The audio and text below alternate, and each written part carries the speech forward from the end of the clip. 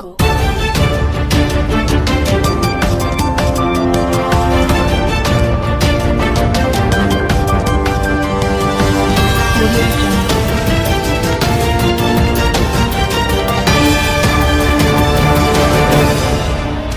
મિત્રો ખેડૂતોના ખાતરની કાળાબજારીનો પર્દાફાશ થયો છે। મિત્રો બનાસકાંઠાના અંબાજીમાં ખાતરની કાળાબજારીનો પર્દાફાશ થયો છે। મિત્રો પોલીસે ખાનગી ગોડાઉનમાંથી 60 કટ્ટા યુરિયા ઝડપી પાડ્યું છે, જેની મિત્રો બાઇક અને રિક્ષા દ્વારા હેરાફેરી થતી હતી। મિત્રો એક તરફ ખેડૂતો ખાતર માટે લાઇનમાં ઊભા રહે છે, ત્યારે મિત્રો આ કારોબાર સામે આવ્યો છે। મિત્રો સંસદ જ્ઞાનીબેન ઠાકોરે સંસદમાં ખાતરની અછત અને કાળાબજારીને રોકવાનો મુદ્દો ઉઠાવ્યો હતો અને મિત્રો હાલ ખેતીવાડી વિભાગે આ મામલે તપાસ તેજ કરી દીધી છે। મિત્રો ત્યાર પછીના સમાચાર જોઈએ તો મિત્રો ગુજરાતના કલેક્ટર 1500 કરોડના કૌભાંડમાં। મિત્રો સુરેન્દ્રનગરમાં 1500 કરોડના કૌભાંડમાં સુરેન્દ્રનગરના કલેક્ટરની ધરપકડ કરવામાં આવી છે।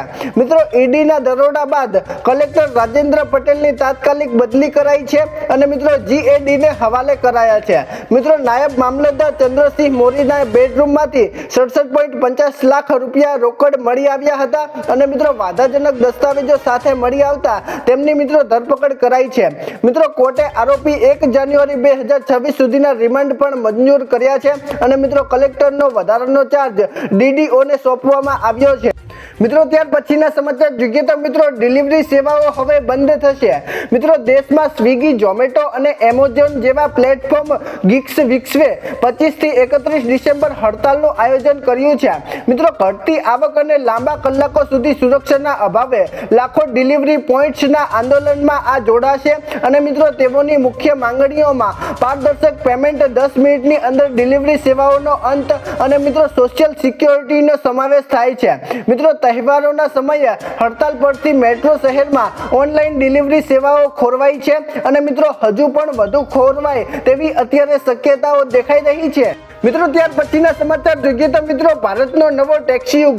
મિત્રો કેન્દ્ર સરકાર આગામી સમયમાં નવી કોઓપરેટિવ ભારત ટેક્સી લોન્ચ કરશે એવી જાહેરાત મિત્રો ગૃહ અને સહકાર મંત્રી અમિત શાહે કરી છે। મિત્રો આ સેવામાં ડ્રાઈવરોને ખર્ચ બાદ 100% નફો ફાયદા પ્રમાણે મળવાપાત્ર થશે અને મિત્રો તેને ટેક્સી ચાલકો માટે વધુ આવક અને સારા કામની તક તરીકે બનાવવામાં આવશે। મિત્રો આ સર્વિસ હેઠળ યાત્રીઓને સસ્તી અને વિશ્વસનીય રાઇડ્સ મળશે અને મિત્રો તેમજ ડ્રાઈવરોને પણ અન્ય લાભો પ્રાપ્ત થશે તેવું અત્યારે સરકાર દ્વારા કહેવામાં આવી રહ્યું છે।